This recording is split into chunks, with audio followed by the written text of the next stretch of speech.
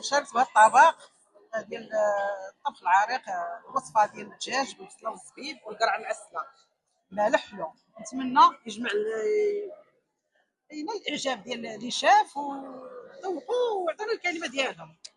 متفق للجميع، طبق مغربي اصيل ديال القرعه. غير انا درت تحسينات بطريقه مصريه، اما هو كيتقدم قرعه معسله محطوطه في فكايه محطوطه.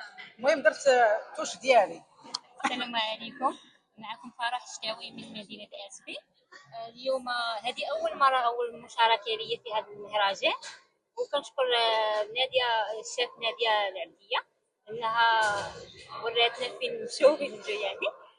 اليوم طيبت بصيلة الحوت تاع كروفيت كراميل والحوت الأبيض، نسمتو بالكبار حيتاش حنا ما معروفينش غير بالحوت والفخار، معروفين حتى بالكبار من جدودنا من شحال هادي كانوا كيديروا. نسمتو وهادي انا فرحانه حتى جيت شاركت هنايا. شكرا لكم بزاف. السلام عليكم، مينا الطهيري من اكاديميه شيشاوا، شركه في المهرجان الدولي للطبخ العريق بالبسطيله بالدجاج البلدي والعقده ديال اللوز. هادشي، شكرا. السلام عليكم، معكم عبد العالي اجدع من مدينة الرباط، بوصل من مدينة طاطا.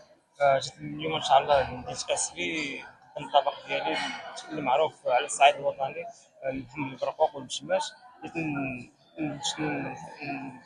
نواكب الحضور ديالي مع المشاركين وتكون مشاركة شريفة. وجيت لمدينة كاسبي اللي معروفة بالثقافة ديالها والفخار والعديد ديال، وان شاء الله نتمنوا الحضور جميع المشاركين، ونتمنوا ان شاء الله اول مشاركه شاركت فيها.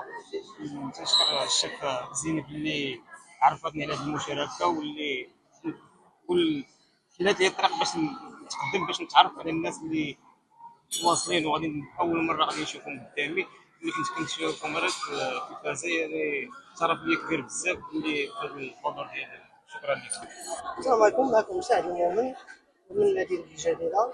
اليوم كنقدم واحد الطبق اللي هو من الاصل المراكشي، اللي هي طنجية مراكشية غير هي باللحم ديال الغنمي.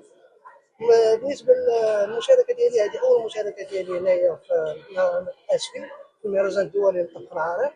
تبارك الله دازت الأمور بخير وعلى خير، كانت مشاركة زوينة الكونديدات تاعهم في مستوى تبارك الله، وإن شاء الله يكون خير.